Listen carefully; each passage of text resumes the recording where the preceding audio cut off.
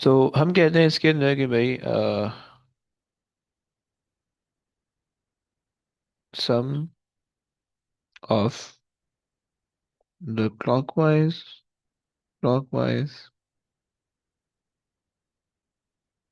Moment is equal to the sum of anti-clockwise moment movement from the pivot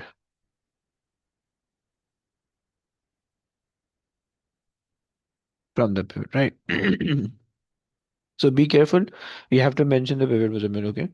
pivot mention करना है तो फिर आपको एक नंबर और मिलेगा, वरना फिर एक नंबर मिलेगा, एक नंबर कटेगा, राइट? ये प्रिंसिपल ऑफ मूवमेंट है, राइट? या आप इसको ऐसे भी कह सकते हो कि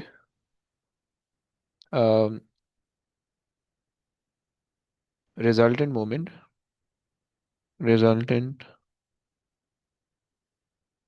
मूवमेंट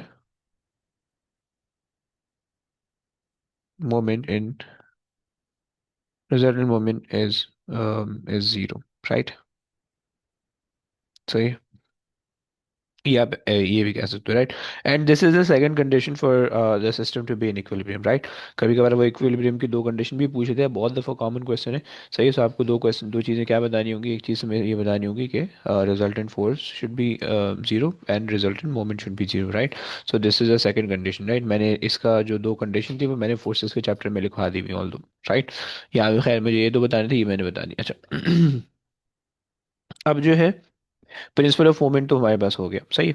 अच्छा, इसके अंदर जो है ना कुछ चीज़ें हैं जो कि आपको, मैं अभी अप्लाई करवाने से पहले ना कुछ एक दो चीज़ें और भी बता देता हूँ कि भाई ये जो हम लगा रहे होते हैं, सबसे पहले तो इसमें ना टाइप ऑफ द बॉडी तुम्हें समझना ज़रूरी है, राइट? सो पहले तो उसको भी समझ लेते हैं, टाइप ऑफ द कौन कौन सी टाइप की बॉडी आपके पास यहाँ पे हो सकती है, सही है? सो ज़रा उसको देख लेते हैं और फिर उसके बाद जो है ना आगे चलेंगे, सही है? सो हम कहते हैं कि भाई हमारे पास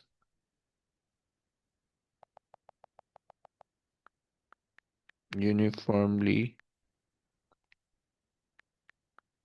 सॉरी, नहीं, यहाँ पे हमने लिखना है टाइप ऑफ द बॉडी ना। So type of the body, सही है। अब देखो, ये बेसिकली ना इसकी दो टाइप होती है, बेसिकली बॉडी की ना हमारे पास दो टाइप होती है। एक में हम ये कह रहे होते हैं, सही है, एक हमारे पास होती है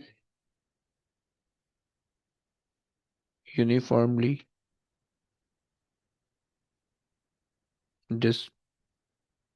डिस्ट्रीब्यूशन, यूनिफॉर्मली डिस्ट्रीब्यूटेड मास, राइट? और दूसरी हमारे पास होती है नॉन यूनिफॉर्म डिस्ट्रीब्यूशन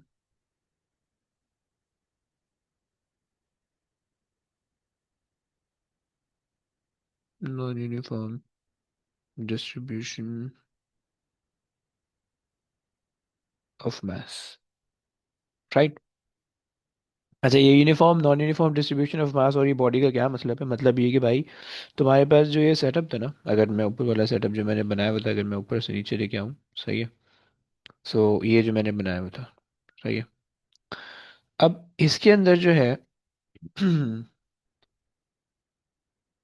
हम्म, अगर आप यूनिफॉर्म डिस्ट्रीब्यूशन देखें तो आपको इस तरह से दिखेगी, राइट? एक बिल्कुल इस तरह से एक सीधी बिल्कुल बॉडी मिल रही होगी, राइट?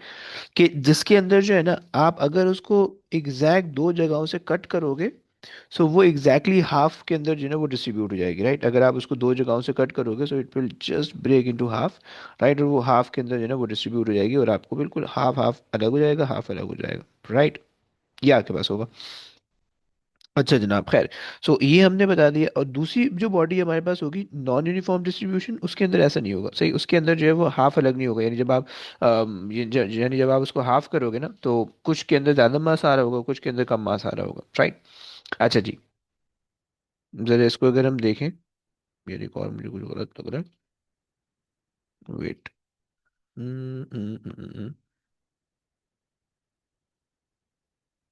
ये आ गया, ये भी सही हो गया। फाइन। अच्छा जी, सही हो गया। सो बेसिकली अब इसके अंदर जो सेंटर ऑफ ग्रेविटी होगा वो एग्जैक्टली सेंटर में होगा, राइट। सेंटर ऑफ मास जो होगा वो एग्जैक्टली सेंटर, यूनिफॉर्मली डिस्ट्रीब्यूटेड मास का मतलब होगा कि centre of mass centre of gravity exactly centre में होगा, राइट। सही है। तो हमने कहा कि भाई फॉर अ यूनिफॉर्म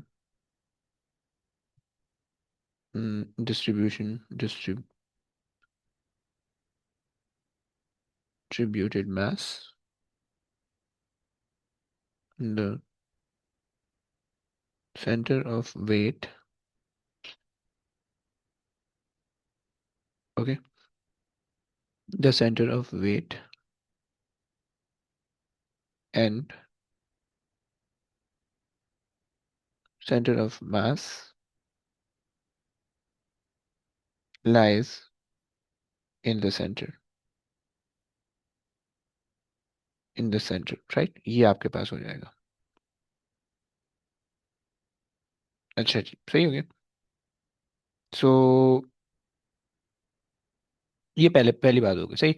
सेकंड चीज कि अगर आपके पास नॉन यूनिफॉर्मली डिस्ट्रीब्यूटेड बॉडी होगी, सो वो आपको इस तरह से दिखती होगी, मतलब जो है ना, मतलब may be something like that. मतलब अगर मैं इसी को बना लूँ तो ये फिर उसको जो है मैं जो हूँ बीच में जो है ना कुछ थोड़ी बहुत चीज़ें, मतलब अपने हिसाब से अगर मैं ऐड ऑन कर लूँ तो जो है ना साइड से थोड़ी सी मोटी कर लूँ, like this.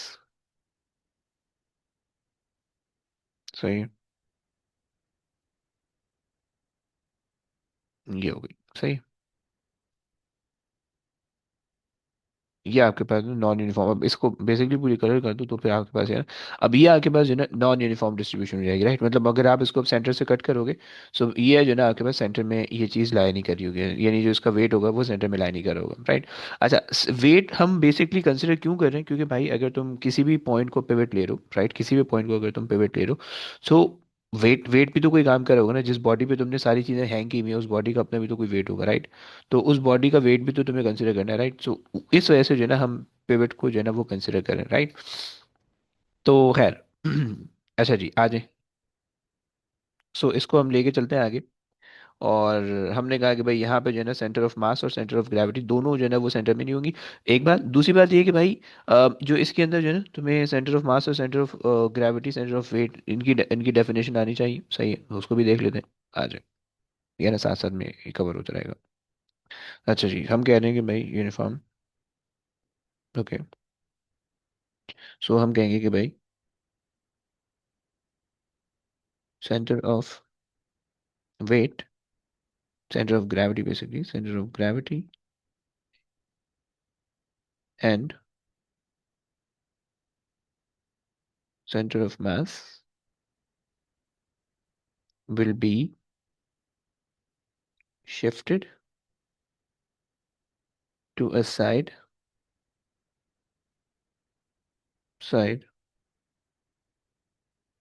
with the greater mass, right. जहाँ पे बॉडी का ज्यादा मास होगा वहां पे जो है ना सेंटर ऑफ मास या सेंटर ऑफ ग्रेविटी ज्यादा लाई कर रहे होंगे, राइट। अब जैसे इसका जो है मतलब जो है ना लेफ्ट राइट साइड पे इसका ज्यादा जो है ना सेंटर ऑफ मास है, राइट। तो इस वजह से इसमें जो ज्यादातर जो इफेक्ट आपको या ज्यादातर जो मास आपको मिलेगा वो उसमें मिल रहा होगा, यानी राइट साइड पे मिल रहा होगा, यानी इसका जो सेंटर ऑफ मास होगा वो यहाँ पे कहीं पे आ रहा होगा, इस जगह पे। ये इस जगह पे कहीं पे आ रहा होगा, सही है। सही, इस जगह पे जो है ना इसका सेंटर ऑफ मास या सेंटर ऑफ वेट, अब ये सेंटर ऑफ मास और सेंटर ऑफ वेट होता क्या है इसको भी जरा देख लेते हैं। सही है। अच्छा जी, मेरी कलरिंग जो है ना मेरी कंप्लीट नहीं हो पा रही। एक सेकेंड। ये हो गया, ये हो गया, ये हो गया, ये हो गया, ये हो गया, ये हो गया। Done done done done. हो गया, चलो। अच्छा, अब सेंटर ऑफ मास और सेंटर ऑफ वेट को देख लो। डेफिनेशन बहुत दफ़ा आती है, तुम्हें याद होनी चाहिए कि किस तरह से तुम्हें लिखना है। सही है। सो हम ये कहते हैं कि भाई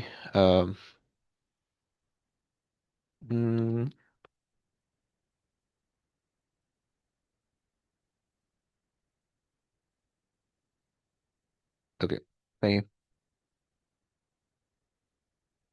सो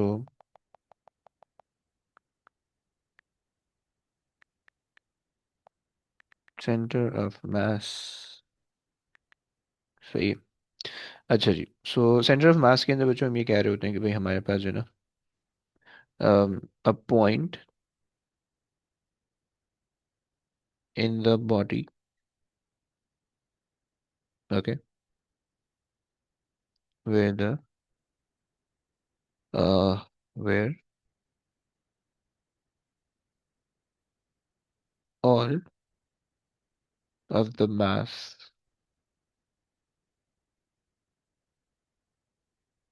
considered considered to concentrate, okay, right, right, ये हमारे पास इसकी डेफिनेशन होती है, सही है।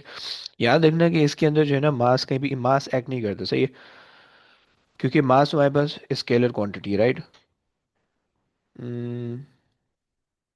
सही है, तो मास हमारे पास स्केलर क्वांटिटी, तो वो सिर्फ कॉन्सेंट्रेट हो सकते हैं, राइट। लेकिन जो वेट होगा, सेंटर ऑफ वेट, वो तुम्हारे पास, ये सेंटर ऑफ ग्रेविटी भी उसको कहते हैं, वो तुम्हारे पास जो है ना कॉन्सेंट्रेट भी वो तुम्हारे पास एक्ट करता है, right.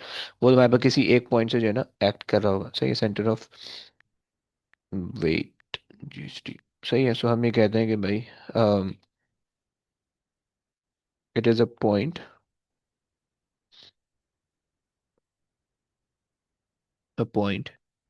In the body, right, where all the all the weight um appear to, right, important word, okay, appear to, yes, seems to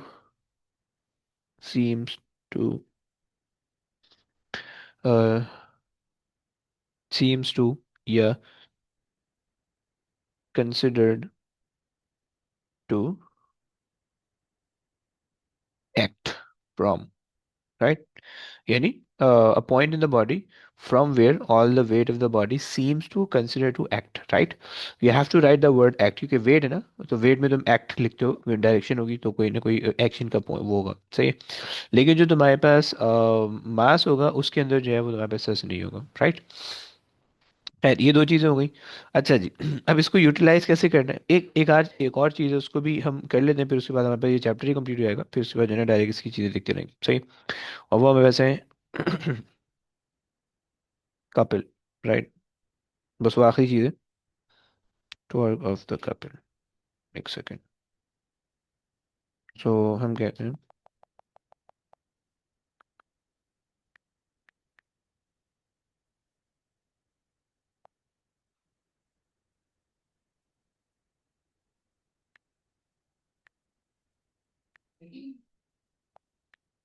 ये ऐसी क्या स्पेलिंग होती है यार, TUTORQUE, टॉर्क ऑफ कपिल, ये आ गई, ओके। अच्छा जी, हम इसमें कहते हैं कि भाई टॉर्क ऑफ द कपिल के अंदर में कहते हैं कि भाई है, वो बेसिकली कंडीशन होती है। अच्छा, प्रोडक्ट ऑफ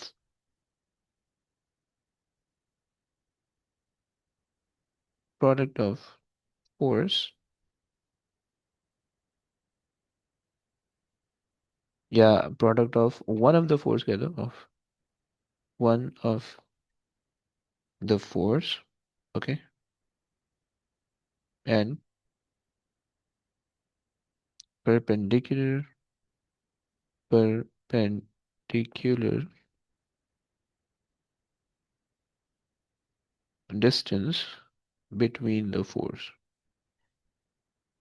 राइट, ये बात हो गई, सही है। अब जैसी कंडीशन होती है ना, वो कंडीशन हमारे पास ये होती है, two force should be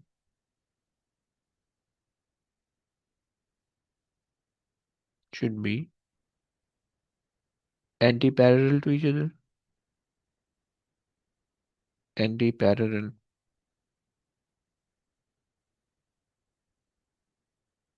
okay, पहली बात हो गई। And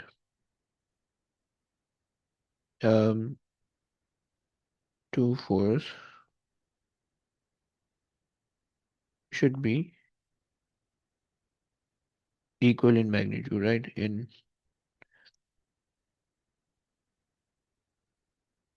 magnitude, right? Anti parallel को तुम ऑपोजिट इन डायरेक्शन भी कह सकते हो, राइट? और जब ये आप कर लोगे तो उसकी वजह से होगा क्या? This generates zero, this generate zero resultant force,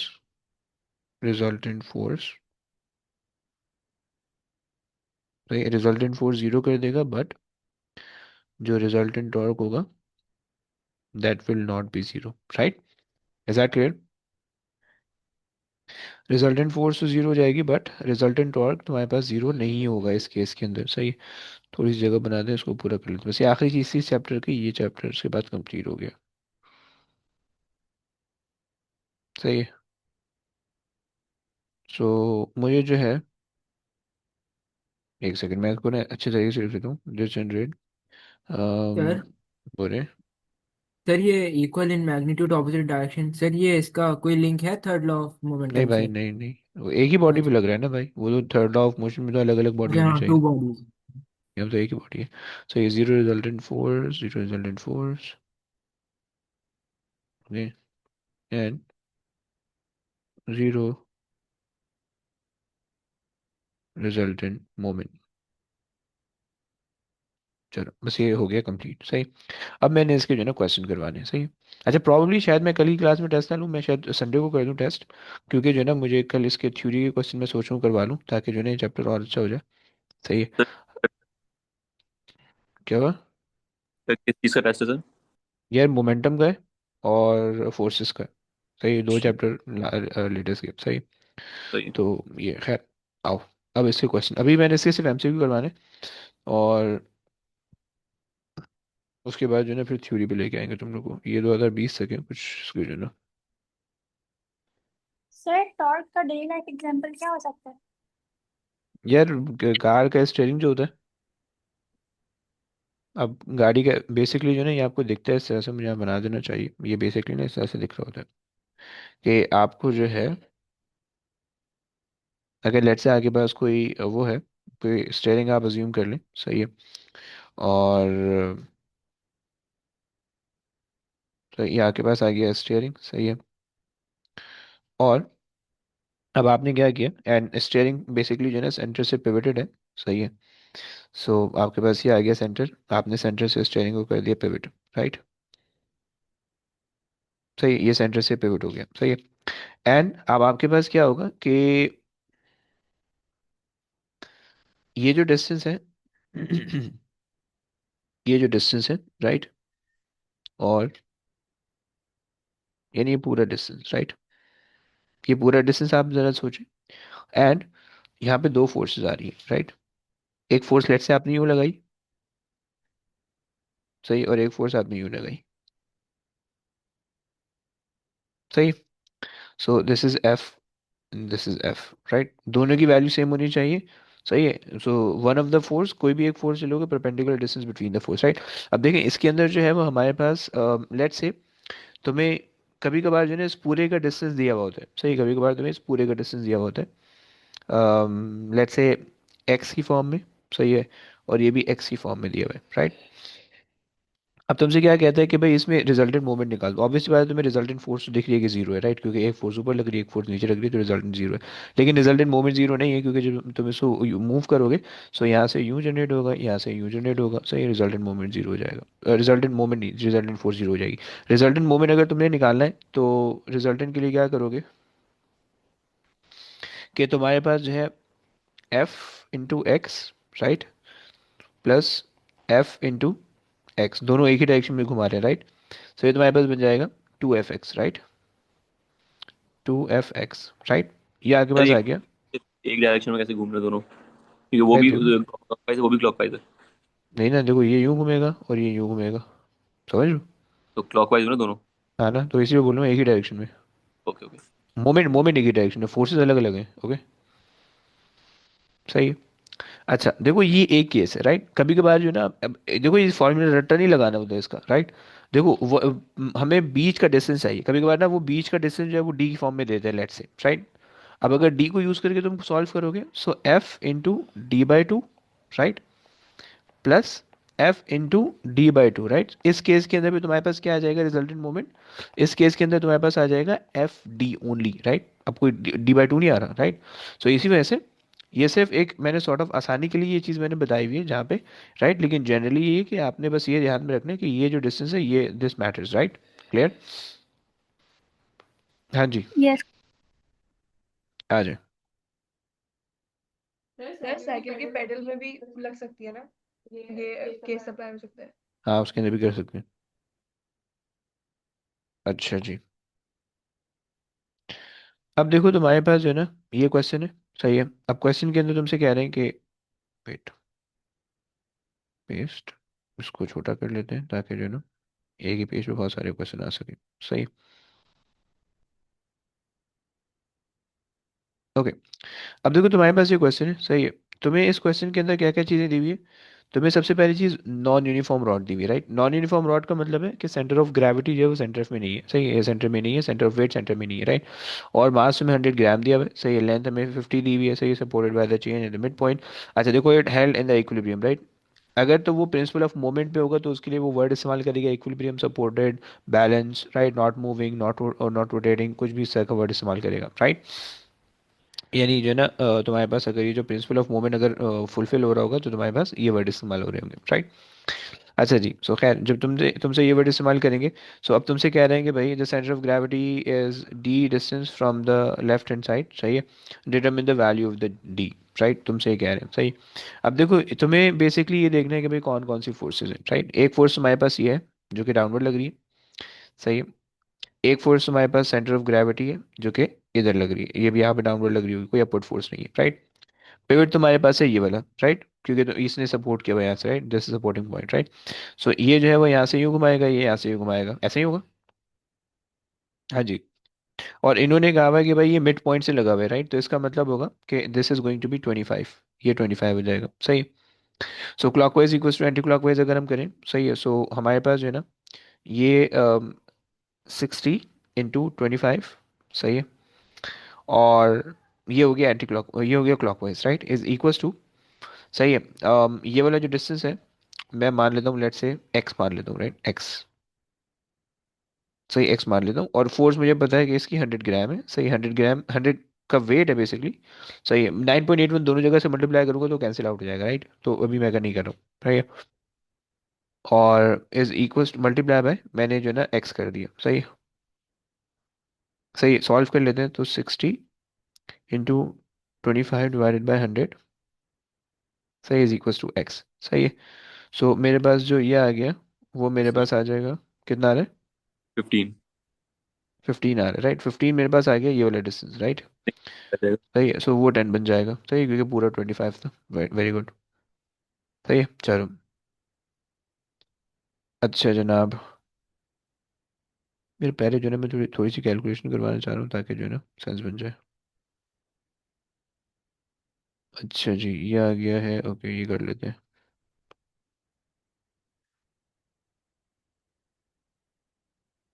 अच्छा जी,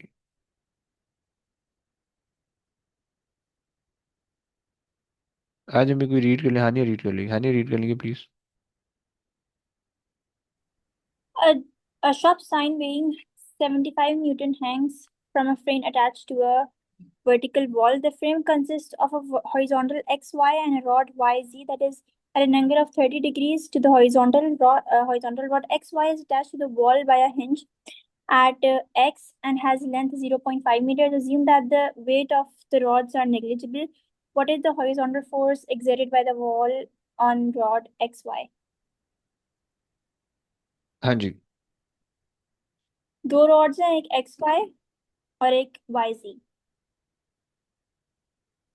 राइट? हम्म। अच्छा वो बेसिकली वॉल है तो उसकी टेंशन नहीं है। सही है। अच्छा, इन्होंने कहा कि what is the horizontal force exerted by the wall on the rod x y. Okay. Hmm हमें ये दिया हुआ है, अगर हम इसका वो निकालें मोमेंट, सही है, सो ये हमारे पास आ जाएगी क्योंकि बेसिकली इसके अंदर टेंशन होने वाली है, राइट। और वेट इसका दिया हुआ है मुझे, सही है। सो इसकी जो टेंशन हो जाएगी ये बेसिकली इसका कंपोनेंट बन जाएगा T and then sin 30, right. ये कंपोनेंट हो गया, डाउनवर्ड फोर्स ये आ रही है, सही है। और सर हाँ बोले। सर इसका जो हॉरिजॉन्टल कंपोनेंट है वो हम उसको निगलेक्ट कर देंगे ना। हॉरिजॉन्टल कंपोनेंट, जी। एक सेकंड में देखने दो। The frame consist of this at an angle they, सही है। और लेंथ आपको दी हुई है 0.5, सही है। assume the weight of the rod is negligible, right, वो उन्होंने नेग्लिजिबल मारा है by the rod on to x and y. Hmm अच्छा, अब मसला ये है कि हम इसमें पिवट क्या माने। X। सर हम एक्स पिवट, मांग सकते हैं क्योंकि हमें हाँ फोर्स पता नहीं है ना देखो वो फ्रिक्शन कह रहा है की। कि what is the horizontal force exerted bye the wall on the rod, right. So wall जो है रॉड पे हॉरिजॉन्टल फोर्स लगा रहा है इस डायरेक्शन में, राइट, यू, सही है। हम्म, तो अगर तुम एक्स को मान लोगे तो वो पिवट खत्म हो जाएगा, वो पिवट बन जाएगा तो फोर्स खत्म हो जाएगी यहाँ पे, राइट। मतलब इस फोर्स को तुम निकाल नहीं पाओगे, समझ रहे हो। अगर मैं अगर मैं ये इसको मैं वो बना लूँ, अगर मैं इसको पिवट बना लूँ, क्या कहते हो, अगर मैं इसको पिवट बना लेता हूँ, देन मेरे पास क्या होगा कि टेंशन मेरे पास यहाँ पे लग रही है, इसका मोमेंट खत्म हो जाएगा, फिर इसका मोमेंट मुझे लेने की जरूरत नहीं होगी, सही है। सो अब होगा ये कि जो है ना, ये यूं मोमेंट जनरेट करेगा, राइट, क्योंकि परपेंडिकुलर डिस्टेंस ये आ रहा है, राइट। और ये जो फोर्स है, सही है, ये मेरे पास आ जाएगी, इसका परपेंडिकुलर डिस्टेंस ये आ रहा है, सो ये यूं मोमेंट जनरेट करेगी, क्या कहते हो, सही हो हम्म। रहा है, कैसा। सर तो इसमें वेट 75 क्लॉकवाइज हो जाएगी और हम्म जो टी साइन थी 30 है कोई वो उसको एंटी कोई क्लॉक। काम नहीं, कोई काम नहीं, उसका कोई काम नहीं, इसका कोई काम नहीं, इसका कोई काम नहीं, सही, ये कुछ भी नहीं होगा, सही है। अच्छा देखो, होगा ये कि आपने कहा कि भाई weight produces the clockwise moment, और ये जो टी वाली फोर्स है, ये जो फोर्स एक्स वाई है, सही है, ये जो फोर्स एक्स वाई है, सही, ये तुम्हें जो है एंटी क्लॉकवाइज मोमेंट जनरेट करी होगी, राइट। सो हम ये कह रहे हैं कि भाई हमारे पास वेट हमने लिया 75, राइट। और ये कितने डिस्टेंस पे लग रहा है, 0.5 के डिस्टेंस पे लग रहा है, राइट। और हमारे पास जो फोर्स एफ वाई आ रही है, एफ एक्स वाई, सही, ये कितने डिस्टेंस पे लग रही है भाई, ये बता सकते हो। हम्म 0.5। ओए ओए ओए ओए ओए, पिवट से एक्स ही लेना है ना। है। हाँ वेरी गुड। सो ये अब डिस्टेंस आ हम गया एक्स और जेड से, साइन राइट। तो अब इसको निकाल लेना है हमें, साइन साइन नहीं लगेगा, टेन लगेगा, सही है। So tan theta, so tan 30 is equals to, आपके पास हो जाएगा opposite which is Z X, right, over 0.5, सही। सो ये हमारे पास आ जाएगा 0.5 and then tan 30, right. So solve कर लो,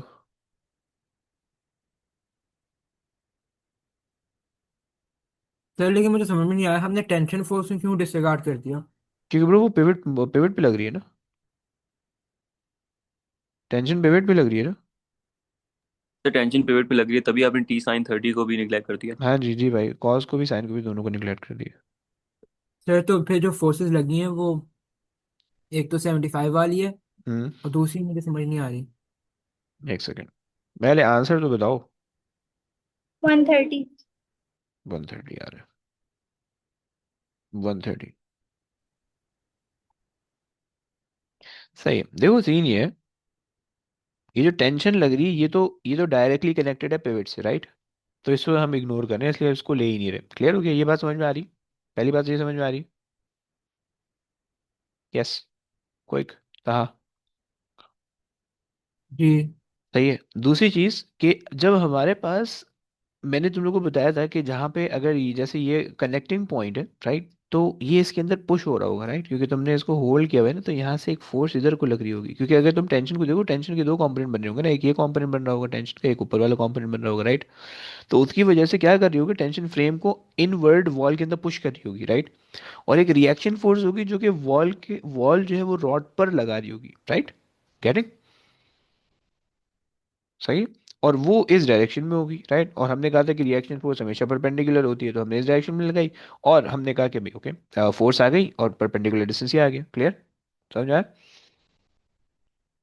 जी। सर एक्स को पिवट कंसिडर करते तो फिर भी सॉल्व कर सकते थे इसको। यार वो फिर वो वाली एक्स वाई खत्म हो जाती है ना, ये वाली फोर्स भी खत्म हो जाती है ना, फिर सॉल्व नहीं हो पाता। ओ सही सही, ठीक है सही ठीक है। है, ओके, क्योंकि पिवट के थ्रू जरूरी होती है वो। हाँ, वो पिवट के थ्रू फिर लग जाती है। सही है। अच्छा जी, और तुमसे कह रहा है काउंटर वेट। ये आई थिंक बिल्कुल सिंपल सा लग रहा है ये, लेकिन ना इसी जैसा एक क्वेश्चन था, बड़ा गंदा आया था। काउंटर वेट तुम्हें दिया हुआ है और ये तुम्हें दिया हुआ है। सही है। और pivot is at 70 mm, how far should we have in position in order to keep the crane in equilibrium?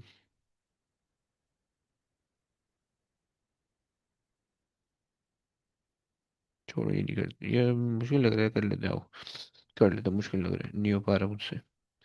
मेरे जहन में ना कैलकुलेशन नहीं आ रही इसकी।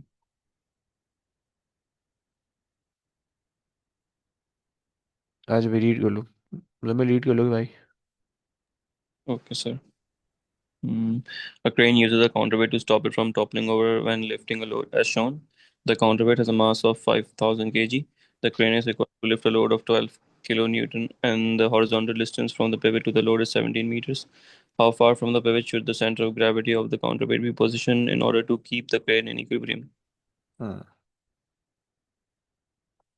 ओके भाई, क्या कर सकते हैं इसके अंदर? हमें काउंटर वेट दिया हुआ है, हमें एक फोर्स भी दी हुई है। सही है।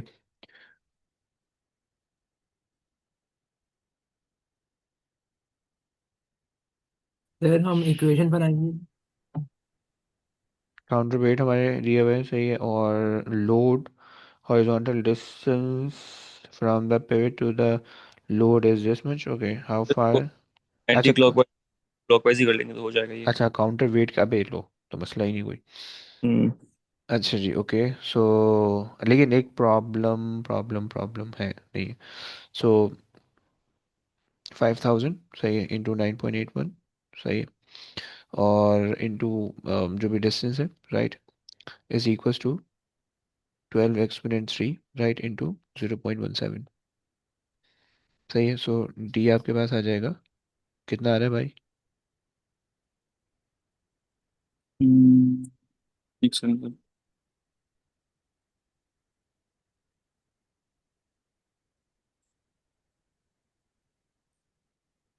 Sir sir R 2040 4 1 divide by करता हूँ कितना भाई?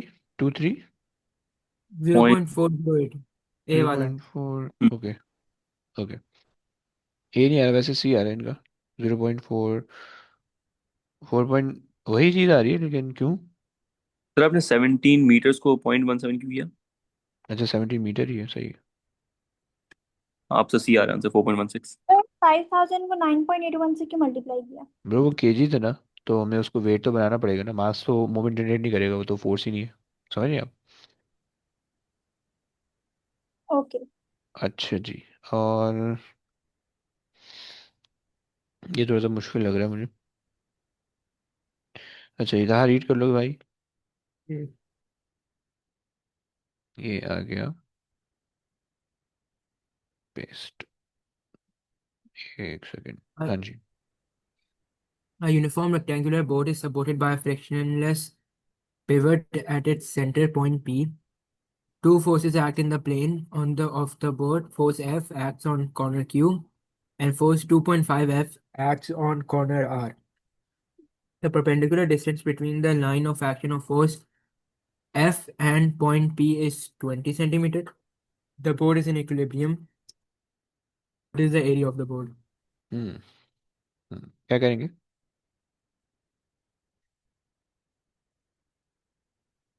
कुछ आ रहा है, बदले में आ रहा फिर मेरे ख्याल में हमने वो लेंथ निकालनी है, वो है सर आर लेंथ बेसिकली। से। 20 और 20 40 हो जाएगी, हमें से उसकी ब्रेथ निकालनी है। अच्छा, हमें वैसे ये तो पता है कि भाई, ये तो आप कह रहे हो कि भाई ये 40 हो जाएगी। सही है। ये 20 हो जाएगी मजीद, राइट। हमें अगर हम यहाँ से किसी तरह से ये जुगाड़ लें, राइट, तो नीचे वाले भी हमें पता चल जाएगी, है ना? हम्म। सही हो गया। सो अब हमें अगर क्लॉकवाइज इक्वल्स 20 क्लॉकवाइज करें, ये हमें इस डायरेक्शन में जनरेट करा होगा मोमेंट, ये इस डायरेक्शन में जनरेट करा होगा, है ना? सो अगर हम कर फिर लें कि लेकिन ये तो हाँ 2.5 F का मोमेंट है, जी भाई। ये मतलब कैंसिल नहीं हो जाएगा क्योंकि कैसे? 2.5 और एक एफ का मोमेंट है ना, कैंसिल कैसे होगा भाई?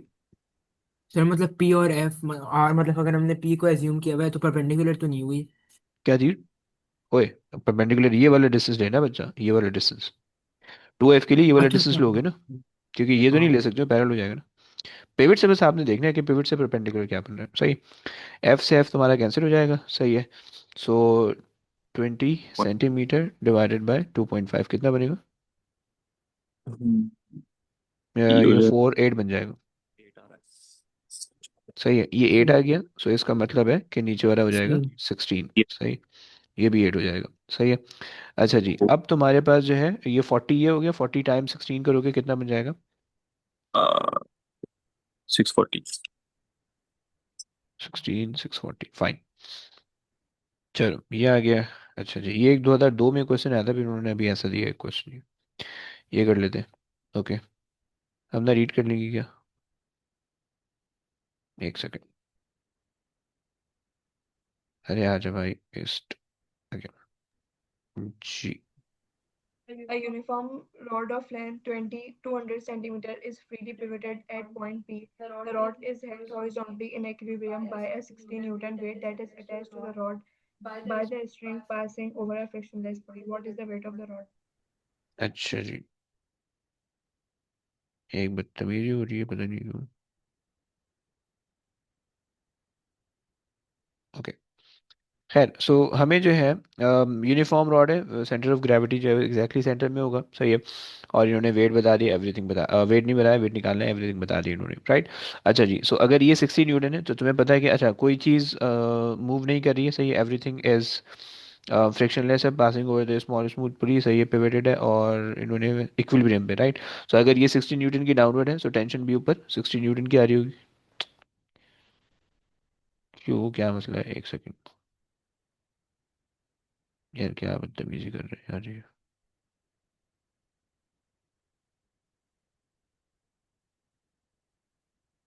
ओके, सही हो गया। सो अगर मेरे पास ये sorry, अगर मेरे पास जो है वो ये आ गई है, 60 न्यूटन अपवर्ड आ जाएगा, राइट, 60 न्यूटन अपवर्ड, राइट। तो इसका मतलब है कि यहाँ टेंशन 60 न्यूटन की आ रही है, राइट। अब टेंशन का अगर मैं वर्टिकल कंपोनेंट निकालूं, सही है। सो कितना आ जाएगा वर्टिकल कंपोनेंट? 60 साइन 30, राइट, 60 30 आ जाएगा, सही है। सो मेरे पास ये एक फोर्स ये हो गई, सही है। लोग और कहेंगे डायरेक्ट क्या? वेट को नहीं करें। नहीं ना, डायरेक्ट वेट पे पुली से आ रहा है ना, पुली की वजह से जो है ना वो वेट हल्का हो जाएगा, सही है। ओके, सो ये हमारे पास आ गया। अच्छा, रॉड यूनिफॉर्म है, यूनिफॉर्म रॉड का मतलब होगा centre of gravity exactly centre से लगी होगी, सो एग्जैक्टली सेंटर से जो है ना इसका ग्रेविटी ये वेट आ जाएगा, राइट, ये वेट आ गया, सही है।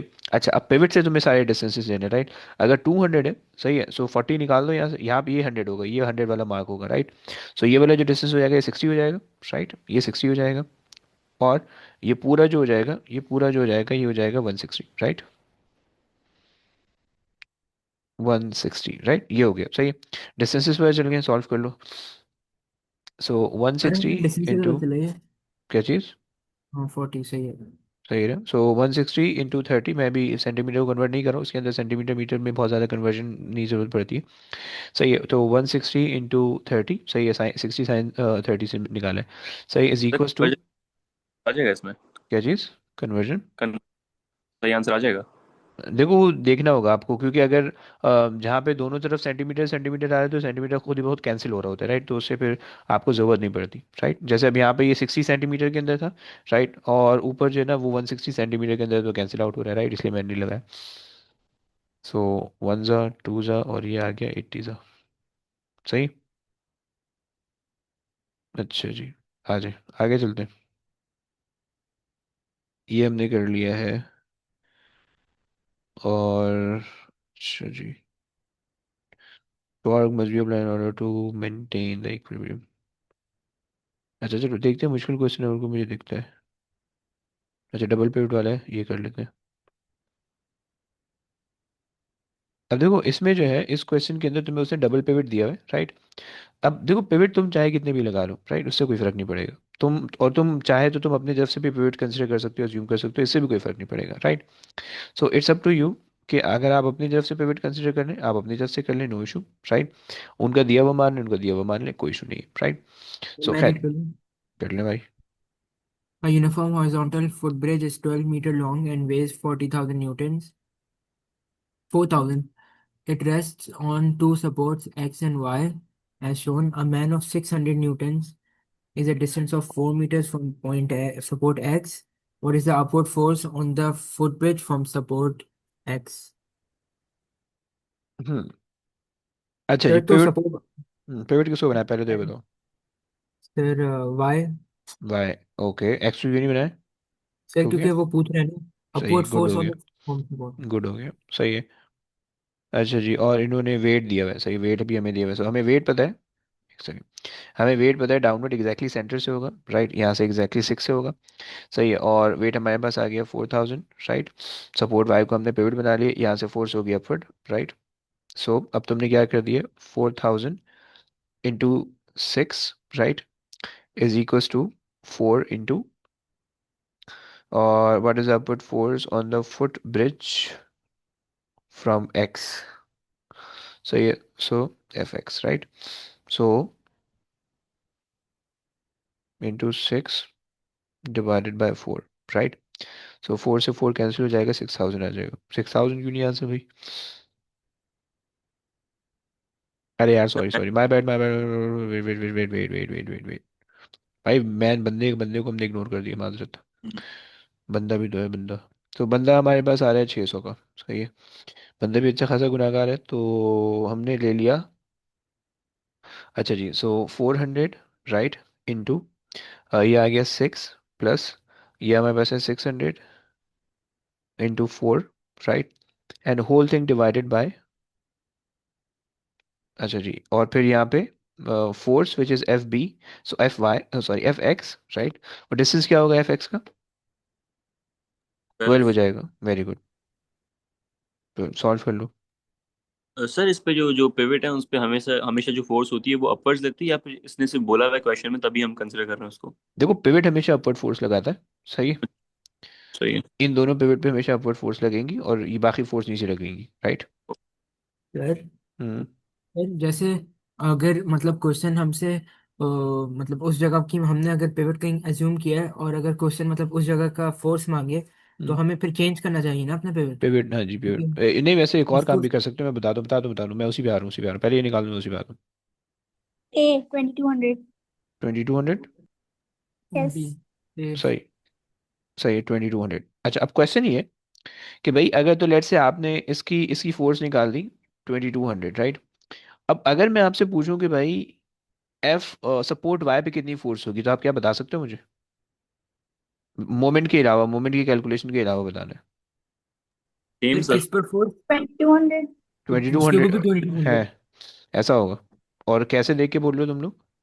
नहीं बल्कि हमें वो देखना पड़ेगा मतलब वो नेट फोर्स जीरो देख कर वेरी देखना गुड, पड़ेगा। सही। अब देखो, नीचे यहाँ से 600 लग रही है, राइट, और वहाँ से 4000 लग रही है, सो 4600 लग रही है नीचे, ऊपर 22000 लग रही है। 2200 तो माइनस करोगे, सो 2400 यहाँ पे लग रही होगी, राइट। सो अब तुम इन दोनों को ऐड करोगे, सो अपवर्ड फोर्स भी 4600 होगी, और डाउनवर्ड फोर्स भी 4600 होगी। Is that clear? जी। सही हो गया। तो आप इस तरह से भी सोच सकते हो इसको, राइट, कि अगर दूसरे पिवट की थोड़ा फोर्स बहुत। निकालनी है तो आप उससे निकाल सकते, इस तरह से भी निकाल सकते हो, राइट। क्योंकि कभी कभार डाटा गिवन नहीं होते, तो आप मोमेंट लगाए जाओगे, मोमेंट से नहीं होगा। ओके, अच्छा जी, आ जाओ, और कर ले। अरे यार, हैवी क्वेश्चन आ गया। अच्छा जी,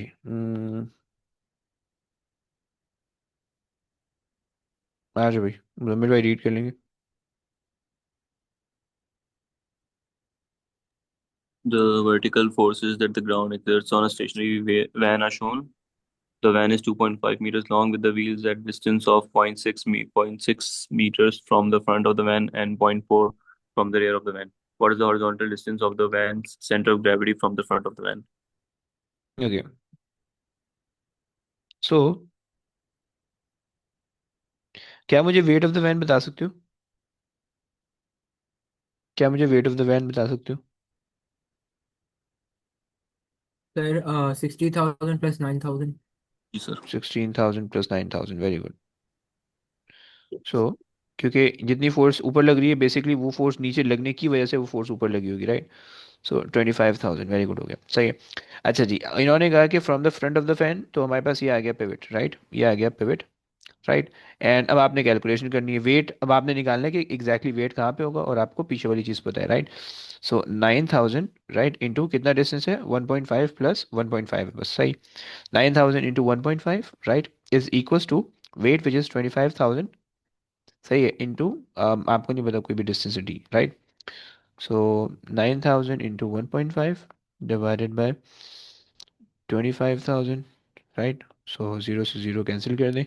सो और आप सॉल्व कर लें, इसको कितना बन जाएगा।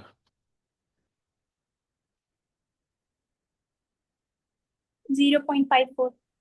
0.54, सही है। सो 0.54 बन रहा है पिवट से, सही है। सो डी मेरे पास आ गया 0.54 पिवट से, सही। अब इसने कहा कि what is the horizontal distance of the van centre gravity from the front of the van, right. अच्छा, front of the van start हो रहा है, ये फ्रंट ऑफ द वैन है, right, this is the front of the van, right. Front of the van जो है ना 0.6 आ गए, राइट। सो जो टोटल डिस्टेंस होगा 0.54 प्लस 0.6 कर दोगे, कितना बना, ये बन रहा होगा, 1.14, यस। गुड, हो गया, सही हो गया। अच्छा जी, क्या बचा था अभी? क्या चीज़, ये डिस्टेंस जो आपने निकाला कैसे निकाला, ये मुझे एक्सप्लेन कर दो बस। और सर ये जो सेंटर ऑफ ग्रेविटी है बस ऐसे ही दिया हुआ है, लिखा हुआ है। मतलब यानी क्या मतलब ऐसे लिखा हुआ है, मतलब सेंटर ऑफ ग्रेविटी का हमने कोई क्वेश्चन में कोई काम ही नहीं किया। क्या ना, क्या बता रहा हूँ किया? बता रहा हूँ बता रहा हूँ बता रहा हूँ बता रहा हूँ, एक सेकंड। मतलब मैं आप क्या पूछो कि मैं क्या बताऊँ आपको। ये सर आपने डी निकाला, उसमें ऐड जो किया वो समझा दें। देखो उसने कहा हुआ है क्वेश्चन के अंदर कि distance of the van center of gravity, right, यानी वैन का जो भी सेंटर ऑफ ग्रेविटी आ रहा है उसको फ्रंट ऑफ द वैन के रिस्पेक्ट से निकालना है, राइट। अब इस केस के अंदर चूंकि फ्रंट ऑफ द वैन वो जमीन के साथ टच नहीं कर रहा तो वो पिवट नहीं बन सकता, राइट। हमने पिवट की कंसिडरेशन से यहाँ पे सेंटर ऑफ वेट निकाला, राइट। अब सेंटर ऑफ वेट यहाँ से यहाँ पे लाई कर है, इस जगह पे कहीं पे लाई कर है, और ये वाला जो डिस्टेंस हमने निकाला that is 0.54, right. But they are asking कि फ्रंट ऑफ द वैन से लेकर पिवट तक, सेंटर ऑफ वेट तक कितना डिस्टेंस है, राइट, क्लियर, समझ गया सर मैं। सही। और हानि हमने ये सोचा कि भाई ओके लेट्स से हमने ये अज्यूम कर लिया कि भाई सेंटर ऑफ वेट इस जगह पे आ रहा है, let's say, right. And center of weight से जो वेट लग रहा होगा वो डाउन लग रहा है, राइट, हमने ये सोचा। अब उसने क्वेश्चन में कहा हुआ है कि ये डिस्टेंस आपने निकालना है, राइट। सो हमने एक एक पॉइंट अज्यूम किया रैंडमली, तो उसी हिसाब से हमने निकाला फिर, राइट, क्लियर हुआ, यस सर। ये निकाला हमने डी, सही है, ओके।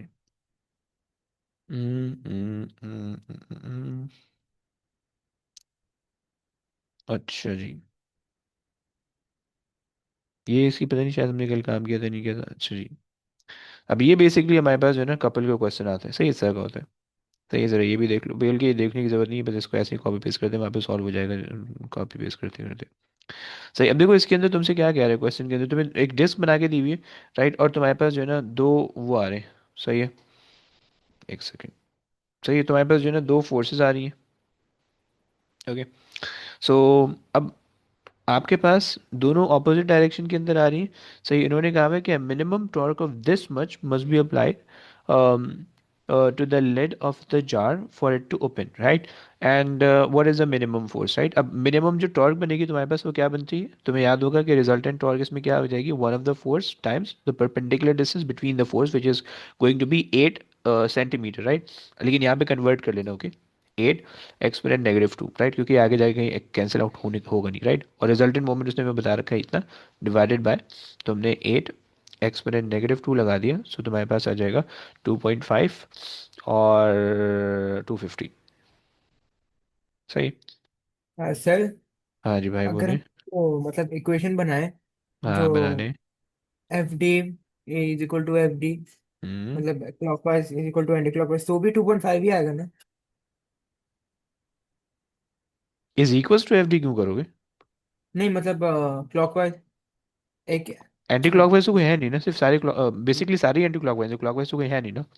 तो F D plus F D. हाँ जी, वही तो किया है। नहीं, हाँ अच्छा, हाँ सही सही। सही है, तो एफ अब यानी एफ आपके पास है F/4, सही है, प्लस F/4, राइट। तो 2F/4 हो जाएगा तो वो 8 हो जाएगा, राइट। तो ये अच्छा जी, समझा, बस सवाल समझ नहीं आया। ओके और भाई, कैसे? ओके, देखो अगर इसके अंदर रिजल्टेंट मोमेंट की अगर हम बात करें, देखो इन्होंने रेडियस दिया हुआ है राइट, तो ये वाला डिस्टेंस कितना होने वाला है, ये वाला डिस्टेंस हमारे पास 4 सेंटीमीटर होने वाला है, ये वाला भी 4 सेंटीमीटर होने वाला है, राइट, मेक सेंस। जी। सही, ये भी 4 सेंटीमीटर होने वाला है। सही हो गया। अच्छा जी, सो अगर तुम पहली वाली फोर्स को देखो, सो जो रिजल्टेंट मोमेंट अगर तुम निकालो, सो रिजल्टेंट मोमेंट के लिए आपके पास जो एफ है इंटू 4 किया आपने, राइट। सही, सेंटीमीटर को हम बाद में कन्वर्ट कर लेंगे, राइट। एक ये फोर्स है जो कि एंटी क्लॉकवाइज है, प्लस जो दूसरी फोर्स है नीचे से लग रही है वो भी एंटी क्लॉकवाइज जनरेट कर रही है, राइट। तो अभी हमारे पास हो गई 2F इंटू 4, राइट। यह हो जाएगा ये F इंटू 8 हो जाएगा, राइट, और सेंटीमीटर को मीटर में हम कन्वर्ट कर देते हैं, राइट। और इन्होंने कहा हुआ है कि the minimum torque required is this much to open the jar, right. तो इसका सही। मतलब है कि जो मिनिमम टॉर्क है वो हमने ये ले ली, क्लियर। ओके।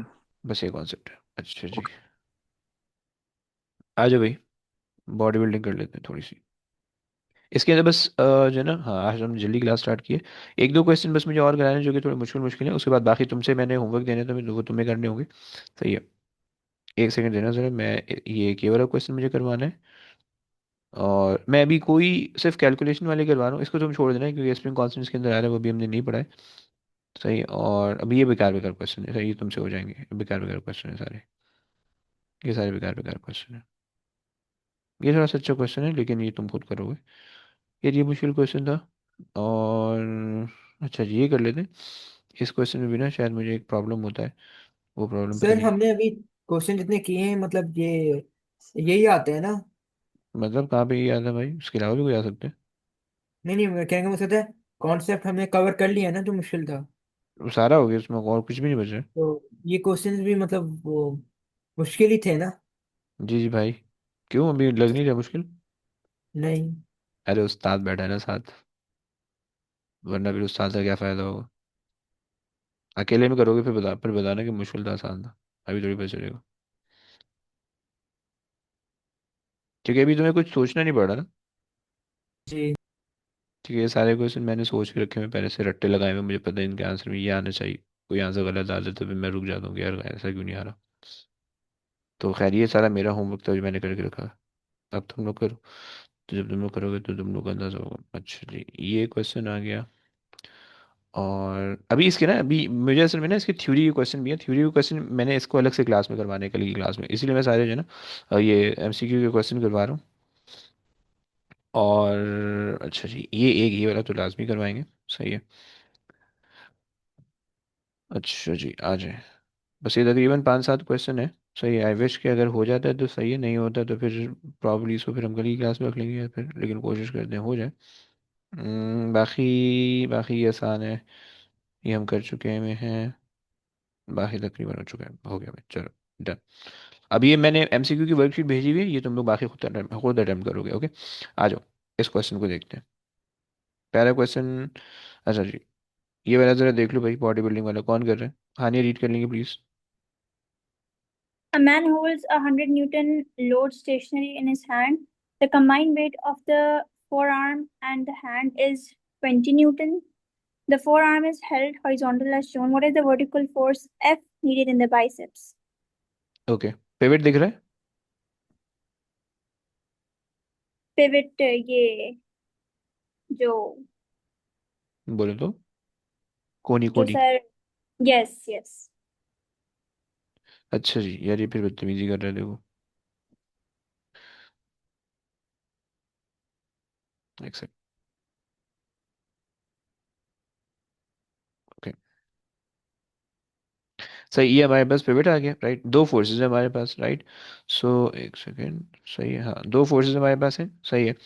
तो इन दो फोर्सेस को अगर हम समझें कि भाई हमारे पास जो है, एक हमारे पास आ जाएगा 100 इंटू 30 28, सही है, और एक 4 इंटू 6। नहीं यार ये नहीं होना चाहिए, फिर कुछ और होगा, एक सेकंड एक सेकंड। सर अब ये मैं स्टेशनरी, जी भाई बोले। हम्म। अगर हमने पिवट लिया तो एफ कैंसिल नहीं हो जाएगी? अरे हाँ ना भाई, मैं देख रहा हूँ कि एफ कैंसिल क्यों हो रहा है। अच्छा वैसे हम अगर यही पिवट लें हम एफ को वैसे सॉल्व नहीं कर सकते वो नेट फोर्स? नेट फोर्स से कैसे सॉल्व करोगे भाई, मैं नेट मतलब फोर्स से टोटल सॉल्व कर लिया। Equals to total upward force. But stationary, the man hold this load stationary in his hand, okay. और है नहीं, नहीं यार, मुझे मेरा दिल मुतमईन नहीं हो रहा इस पे। सर लेकिन पॉसिबल है वैसे करना? अगर आप करो तो 120 इसकी फोर्स आएगी, जो कि आंसर के अंदर नहीं है वैसे। अच्छा। सही है। सो खैर, basically the vertical force F needed in the biceps, right. अच्छा जी, सो अगर हम चलो अगर हम ये मान लेते हैं पिवट, लेट्स से ये मान लेते हैं, सही है। सो हमारे पास यहाँ से 100 into 32, right, is equals to, sorry not is equals to, plus 20 into 10, right, is equals to F into 0.4, right, या एफ इंटू 4, राइट। अब सारे सेंटीमीटर के अंदर है, तो सेंटीमीटर से सेंटीमीटर कैंसिल हो जाएगा, राइट। सो 100 into 32, सही है, plus 20 into 10, right, divided by 4 centimetre, कितना आता है? 850। 850। सही। आई विश का यही आंसर है इसका। अच्छा जी, आ जाए भाई, ये कर ले भाई। हम ना रीड कर लेंगे। मैं रीड कर लूँ? अच्छा। एक सेकंड में करवा दें आपसे भी, ये समझा। A trailer of weight 30 kilonewton is hitched to a cab at X as shown in the figure diagram. What is the upward force exerted by the cab on the trailer at X?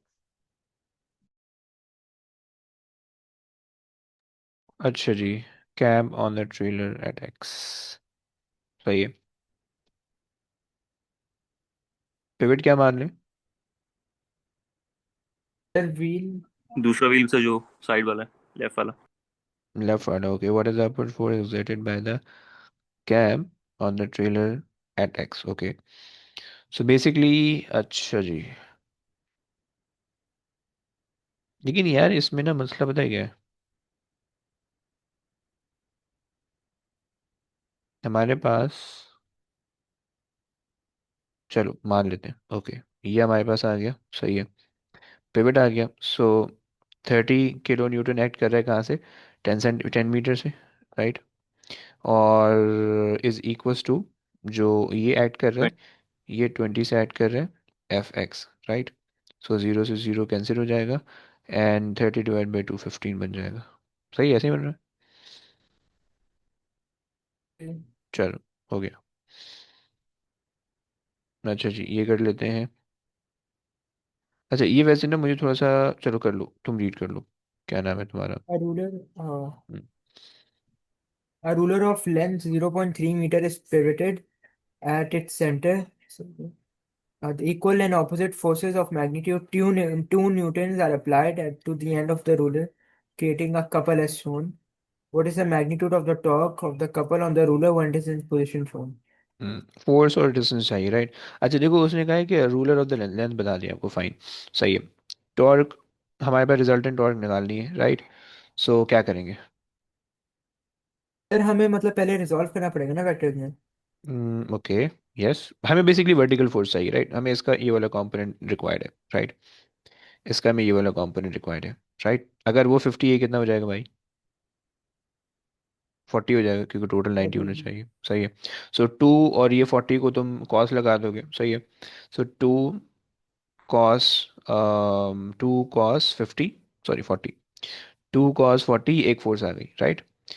सही है, one of the force, okay, and times it by the distance between the force, वो आपके पास है 0.3, कर दो multiply. Sir हाँ अच्छा नहीं Zero सही है point सही। four five four six. सही हो गया, सही है, समझ में आ गया। अच्छा जी, ये रीड कर लो भाई, हानिया रीड कर ले। हानिया नहीं, एक सेकंड, मुजम्मिल करेगा, मुजम्मिल करेगा, ये लास्ट वाला मुझे समझ नहीं आई, समझा देंगे? समझा रहे थे ये वाला। देखो, हमें जो है पिवट से परपेंडिकुलर डिस्टेंस चाहिए था, सही है। सही है। तो हमने ये कंपोनेंट निकाल लिया, समझ रहे आप? सही है, ठीक है। सही है। अब यही चीज, अच्छा इसको मल्टीप्लाई बाय 2 किया था एंड में। देखो, खैर खैर, दोबारा से सुनो। हमारे पास जो फोर्स आ रही है, वो हमारे पास आ रही है 2 cos 40, सही, यहाँ से आ रही है, सही हो गया। और इनटू, सही है, हमारे पास फोर्स आ रही है, सही है। और यहाँ से जो हमारे पास फोर्स आएगी, वो अगर आप इसको निकालना चाहो, यहाँ से भी आप निकाल सकते हो, राइट। सही है। सो यहाँ से जो आपके पास फोर्स आएगी, वो भी 2 cos 40 होगी, राइट। सही। या एक बार फोर्स आ गई। कपिल का हमने कॉन्सेप्ट ये देखा था कि one of the force and distance between them, right, यानी ये पूरा डिस्टेंस ले लो, कोई भी एक फोर्स से मल्टीप्लाई कर दो, राइट। सो चलिए। कोई भी एक फोर्स पकड़ ली, पूरा डिस्टेंस ले लिया, राइट। ओके ठीक है, समझ गया। Okay okay. आज भाई रीड कर लो ये वाला। A uniform rod XY of weight 10 newtons freely into a wall at X. It is held horizontal by a force acting from Y at an angle 30 to the horizontal as shown. What is the value of F? Okay, component में डाल दो जल्दी से। सही है। So F and then sine 30, right. और F cos 30 जो है वो पिवट को इनवर्ट पुश कर रहा होगा, राइट। सो इन केस अगर तुमसे पिवट के बारे में कोई फोर्स पूछेगा तो तुम एफ कॉस 30 के बारे में बता दोगे, राइट। लेकिन खैर यहाँ पे भी जरूरत नहीं। अच्छा जी, सो तुम्हारे पास एक फोर्स है 10 की डाउनवर्ड है, एक है अपवर्ड, राइट। डिस्टेंस नहीं दिया हुआ, हम मान लेते हैं पूरा डिस्टेंस डी मान लेते हैं, let's say D, right. Uniform rod है, 10 जो है एग्जैक्टली सेंटर से लगना चाहिए, राइट। सो तुम्हारे पास क्या हो जाएगा, 10 × d/2 क्योंकि सेंटर से लग रहा है is equal to upward force जो है F sine 30, right, into D, right, क्योंकि पूरे डिस्टेंस से लग रही है। सो डी से डी कैंसिल कर दो और तुम सॉल्व कर लो। सो 10/2 5 हो जाएगा, सही है। साइन 30 1/2 होता है, मल्टीप्लाई बाई 2 करोगे यहाँ पे लाके तो ये 10 हो जाएगा दोबारा से, राइट। क्लियर। सर बोले। सर अब अगर लेट्स अज्यूम अगर यहाँ इन्होंने एक और पिवट दिया मतलब कोई टेंशन फोर्स मतलब पिवट दिया होता कि वॉल पर एक वाई भी बना होता और हम्म। अगर फिर वो हमसे बोलता कि फोर्स निकालो जो आउटवर्ड है ऑन एक्स तो हम फिर पिवट वाई को एज्यूम करते हैं ना। जी भाई, वही जैसे पहले क्वेश्चन में किया था। तो सर सही हो गया। बस चलो ये आखिरी क्वेश्चन करते हैं, वो वाला क्वेश्चन मैं अभी नहीं कराऊंगा, इसमें थोड़ी सी ना फोर्सेस को मुझे समझाना पड़ेगा, वो हम कल करेंगे। बस ये आखिरी क्वेश्चन है, तो ये कर लो, तो रीड कर लो। बल्कि आज तानी स्पिंडल एक, अबे एक सेकंड, ये हानिया बेचारी बैठी हुई है ऐसी, हानिया करेगी। तुमने कर लिए दो क्वेश्चन, आ जाओ। A spindle is attached at one end to the center of a lever 1.2 meter long and at its other end to the center of a disc of radius 0.2 meters. A cord is wrapped around the disc, passes over a pulley and is attached to a 900 Newton weight. What is the minimum force applied to each end of the lever that could lift the weight? Okay. अच्छा वैसे कहीं तुम लोगों को कपिल दिख रहा हो इस क्वेश्चन में? Yes. ऊपर दिख रहा होगा, राइट, यहाँ पे दिख रहा है, सही है। ओके, सो कपिल के लिए हम फॉर्मूला लिख सकते हैं, force into one of the force and distance between the force which is 1.2, right. ये तो हमारे पास आ गया कपिल का कॉन्सेप्ट, राइट। 1.2 डिवाइड बाय 2 नहीं करेंगे? ओए क्यों? Product of force and the distance between the two forces ना, हमने याद किया था। ओके। सही है। अगर देखो कर सकते हो, मसला नहीं है। अगर आप डिवाइड बाई 2 करोगे फिर आपको एफ इंटू 0.6 बन जाएगा वो, फिर प्लस एफ इंटू 0.6 बनाना पड़ेगा, राइट। तो अगेन फिर जब आप ऐड करोगे 1.2 बन जाएगा, राइट। क्लियर। सही। तो वो फायदा नहीं होगा, सही है। मैं रट्टा पहले समझा चुका हूँ, इसलिए अब कह रहा हूँ कि रट्टा लगा लो, कोई मसला नहीं, सही। ये तो हमारे पास जो है ना, ये तो हमारे पास सिस्टम यू मोमेंट जनरेट कर रहा है, राइट। सही। अब देखो होगा क्या, तुम्हारे पास जो है इन्होंने क्वेश्चन के अंदर बाय द वे कहा हुआ नहीं है कहीं, लेकिन हम मान लेते हैं कि भाई अभी सिस्टम इक्विलिब्रियम पे, राइट। अगर सिस्टम इक्विलिब्रियम पे 900 नीचे को लग रहा है तो 900 यहाँ से ऊपर भी लगेगा, राइट। और 900 यहाँ पे भी लगेगा, राइट। 900 इधर भी लगेगा, राइट। सो अब तुम देख रहे हो कि यहाँ पे ये डिस्टेंस इन्होंने दिया हुआ है, ये पिवट बना हुआ है, और ये डिस्टेंस इन्होंने दिया हुआ है 0.2 का, राइट। इन्होंने कहा हुआ है कि what is the minimum force F applied to each end of the lever that could lift the weight, right. Spindle से हमें, स्पिंडल और डिस्क से जो हमें वो दिया हुआ है डिस्टेंस, वो 0.2 का दिया हुआ है, राइट। और हमें फोर्स पता चल गई 900, राइट। सो 900 इंटू 0.2 हमने कर दिया, राइट। सो यानी ये वाला डिस्टेंस इंटू ये वाली फोर्स है, परपेंडिकुलर हो गए, सही है। और चूंकि यहाँ पे दूसरी कोई फोर्स लग नहीं रही है तो हमने एक ही दफ़ा मल्टीप्लाई बाय 2 फर्दर नहीं किया, सही है। और अब आप इसको सॉल्व कर लो। सही है। 300 या 180, नहीं 300 बनेगा शायद। तो स्पिंडल को पिवट ले लिया। हाँ जी, हमने स्पिंडल को पिवट लिया क्योंकि वो सेंटर ऑफ रोटेशन है ना, जैसे स्टेयरिंग होते हैं तो स्टेयरिंग में सेंटर तो बिल्कुल बीच वाली चीज़ तो आगे पीछे नहीं जा रही होती, राइट। बोलिए। हमने ये मुझे समझ नहीं आ रहा हमने ये टेंशन की डायरेक्शन कैसे डिसाइड की है 900 वाली। ब्रो टेंशन हमेशा फिक्स पॉइंट होती है, right. Away from the point of observation होती है, राइट। अगर आप इस वेट को पॉइंट ऑफ ऑब्जर्वेशन मानोगे तो नहीं ये टेंशन वाला इसकी नहीं भी होगी। ऊपर ऊपर वाली। ओके। अब अच्छा, अब देखो, अगर हम पॉइंट ऑफ ऑब्जर्वेशन इसको मान रहे हैं क्योंकि सारा काम अपने स्पिंडल के अराउंड करना है, राइट। तो पॉइंट ऑफ ऑब्जर्वेशन ये होगी तो इससे अभी बना दोगे, राइट। हाँ फिर सही है। सही हो गया। क्योंकि हम बेसिकली इस पे फोर्स निकाल रहे हैं ना, क्योंकि ये चीज आपस में कनेक्टेड, राइट। तुम ये भी कह सकते हो कि हमें इस पे फोर्स ही क्यों निकालनी है, राइट। क्योंकि इसका जो डायरेक्ट इफेक्ट होगा वो इस स्पिंडल पे और डिस्क पे पड़ेगा, राइट। और फिर वो डिस्क से जो पुली पे जाएगा वो पुली से आगे जाएगा, राइट। तो हमें उससे काम नहीं, हम ये इसको देख रहे हैं फिलहाल। खैर, कितना मिनट? 150। ओके, 150। चलो बस हो गया। सही। अब ये क्वेश्चन है, इसको कल करेंगे, सही। और मैंने जो क्वेश्चन भेजे हैं बेटा उसको करके आना। मैंने जितने भी एमसीक्यू भेजे हैं, ये तुम्हारा होमवर्क है कि जितने भी एमसीक्यू भेजे हैं वो सारे कंप्लीट करके आओगे, सही है। अगर चाहो तो जो क्लास वाले हमने किए हैं वो कर लेना, नहीं करना है तो नहीं करना, छोड़ देना, बोले। सर मैं कह रहा था जो अपने लास्ट क्वेश्चन किया है इसके अंदर ऐसी कोई चीज़ है जिससे हम मतलब अंदाजा लगा सकते हैं कि जो सिस्टम है वो इक्विलिब्रियम में। सिस्टम जो है वो इक्विलिब्रियम में है। अच्छा जी, एंड ओके। रॉड अभी तो is wrap around pass pre and attach line. What is, देखो उसने कहा है कि minimum force, right. Minimum force का मतलब ये होता है कि भाई जस्ट इक्विलिब्रियम खत्म होने के फौरन बाद वाला स्टेप, राइट। समझ रहे हो। हाँ क्योंकि अगर आप मिनिमम फोर्स ही नहीं दोगे तो फिर कुछ हो ही नहीं पाएगा, राइट। वो लिफ्ट ही नहीं हो पाएगा, राइट। सर, तो मतलब लाइक अगर जीरो होगा तो भी लिफ्ट नहीं होगा, फिर इवेंचुअली जब दोनों फोर्सेस बैलेंस हो जाएगी फिर उसके बाद वो लिफ्ट होना शुरू होगा, राइट। true। तो ये आपके पास रहेगा, सही। ओके, ठीक है सर। चले बस एमसीक्यू बस करके आना सारे, सही। और बस यहाँ पे मेंट कर दे, अब इंशाल्लाह कल की क्लास में देखेंगे बाकी कहानी, सही। सर, हाँ बोले। सर आप केमिस्ट्री पढ़ाते हैं? केमिस्ट्री नहीं पढ़ाता यार मैं, क्यों भाई? अच्छा अच्छा सर, वो मैं ऐसे ही पूछ रहा था। क्यों, तुम्हें पढ़नी थी केमिस्ट्री? नहीं नहीं, वो जरा दोस्त को पढ़नी थी। है। नहीं यार, केमिस्ट्री तो नहीं पढ़ाता, खैर। फिजिक्स एंजॉय करो, मैथ्स एंजॉय करो, दो चीज़ें पढ़ा दो भाई। जी सही है। सही, जी चले। सही, अल्लाह हाफिज़। ओके भाई, अल्लाह हाफिज़। Lapis. हाफिज़।